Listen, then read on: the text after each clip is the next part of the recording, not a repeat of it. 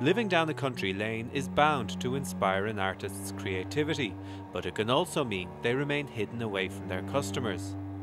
Kilkenny potter John Ryan settled in Sligo 15 years ago. His pottery is already well known, but by teaming up with other Sligo-based artists, he plans to develop and grow his business through a new initiative called Made in Sligo. I would recommend it now. Any group, there's going to be a bit of friction here. Somebody wants to go this direction, somebody wants to do this. But if you can make decisions and say, come up with a couple of ideas and say, let's achieve this. And if you don't achieve it by a certain time frame, scrap it, move on to the next idea. And a democracy is a great thing, you know, a show of hands. Who thinks this is a good idea? And then let's go with it. So it's a majority go. And that's, you know, once you agree a few ground rules, I think the thing can work, you know, it can really work. The group is made up of 12 local craft workers, including potters, jewellery makers and designers. Having previously worked in the fashion industry in London, China and Rome, 3 years ago Anna Fahy returned to Sligo to set up her Anna Faye handbag range. For a new designer working in a competitive industry, a strong local support network is vital.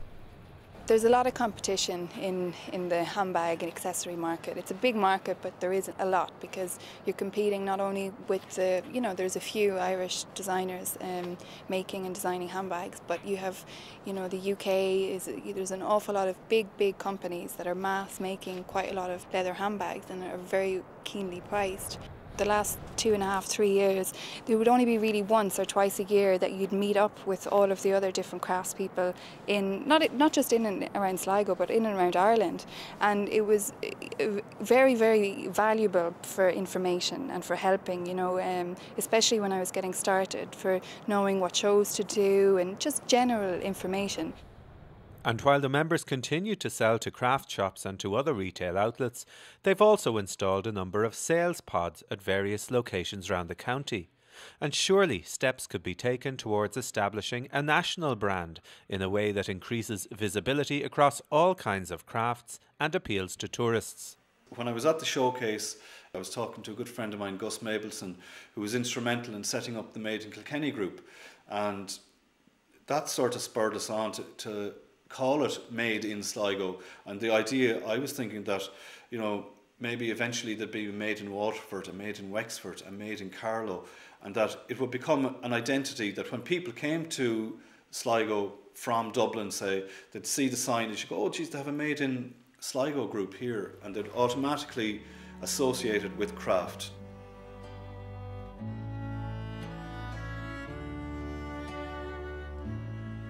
The compromise between living in a rural setting and getting your products into mainstream markets is something many craftspeople struggle with. Husband and wife team James and Teresa Neal settled in Sligo some years ago. Like many craftspeople, they work from a studio beside their home, and they hope that being part of the Made in Sligo group will help bring visitors to their quiet country lane. We are rural people, we don't like cities, and for the work that we do growing the flowers, we need clean atmosphere, we need rain. Where we were living in England, we were paying people to come and water the flowers while we were at shows. Now we actually pay people to come and put them in the dry. We grow all the flowers ourselves from seed, so it's from seed to sale in every case, and then we dry and press them, and then we set them in resin on the different settings that we use.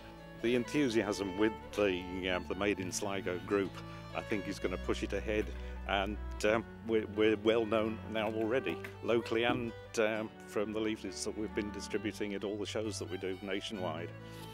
But I would be reluctant to say to craft workers now who are thinking of giving up their day job, any job that you have at the moment, I think you have to hold on to and work on working with your craft alongside it to see how it's going to go. Who knows what's going to happen in 6 months' time? Many craftspeople are working full-time within the sector, but whether it's a primary source of income or something done on a part-time basis, challenging times lie ahead for all. But rising to these challenges is an everyday part of running your own business, and in this, the Year of the Craft, this group sees cooperation as key in forging a successful future.